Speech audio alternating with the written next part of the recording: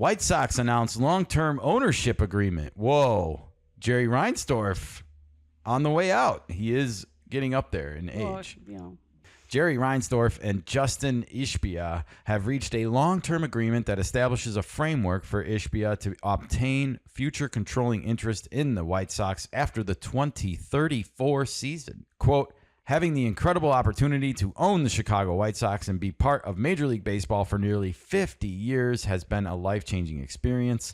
I have always expressed my intent to operate the White Sox as long as I am able and remain committed to returning this franchise to the level of on-field success we all expect and desire. Jerry Reinsdorf. You might need to spend some money, Jerry.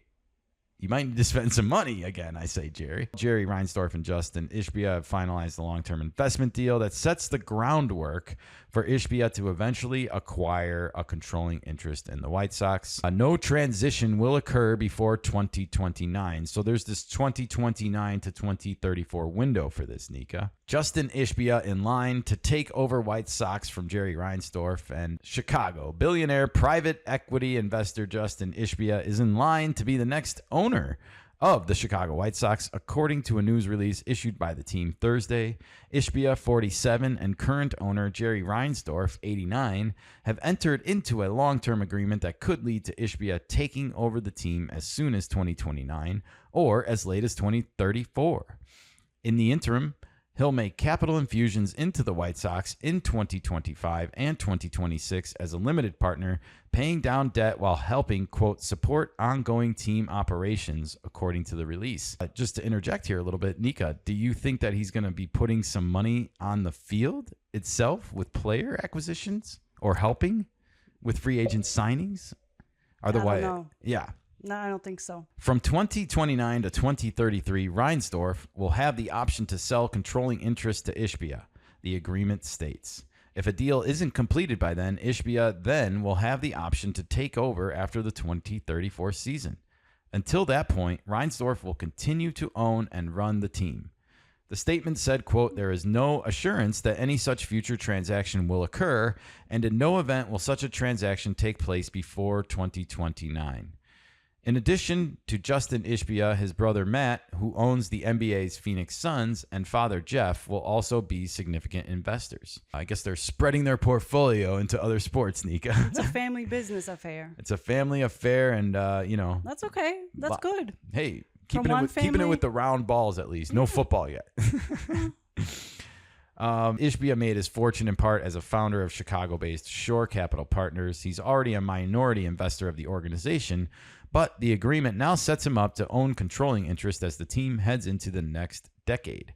Reinsdorf, who is also principal owner of the NBA's Chicago Bulls, bought the team in 1981 for approximately $20 million. It's now worth more than $2 billion. You talk about your money growing for you, Nika. The White Sox won the World Series in 2005. They did. It was a fun team. Paul Konerko gave Jerry Reinsdorf the final out of that World Series, the baseball. But they haven't won a playoff series since that year. So it's been a drought and a half. They've set the modern day MLB record for losses last season when they went 41 and 121. The team is off to another rough start, winning just 19 of its first 62 games while ranking 29th in payroll. So that's, again, it's like you got to put your money where your mouth is a little bit, Jerry.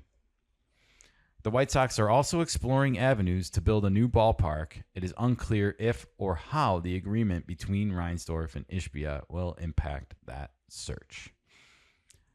So there you have it, Nika. The White Sox looking at forming this new line of succession, I guess we shall say. And the one thing I want to give them credit for, unlike what we've seen with the Padres and the Orioles and the Twins and other teams, they didn't wait for the old man to kick the bucket and let this become a mess, right? Mm-hmm. Now there is a succession plan, and I'm just glad for that. I don't know if this is going to change the White Sox fortunes at all, or if this is strictly an investment group taking over a professional sports team like it so often happens nowadays, and is going to be looking at the bottom line more than anything before they look at what's on the field. That's how it's going to work, most likely.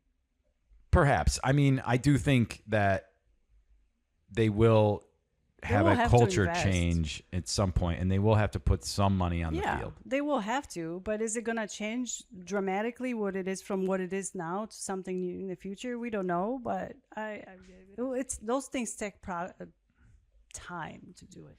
They do. I grew up in a household where my dad grew up a White Sox fan and my mom was a 69 Cubs fan. And as their child, I was born and raised, I guess, to not have sides. I rooted for both teams growing up as a kid, even into my teenage years. As I grew older and went to college and lived in Wrigleyville, I kind of drifted more towards the Cubs side of things. But even so, I never wished ill will on the White Sox. I always wanted them to be a good franchise and well run more than anything, So I do hope that they are able to get their mojo back at some point and become at least a respectable part of the MLB team lineup, because I don't think they are right now. No.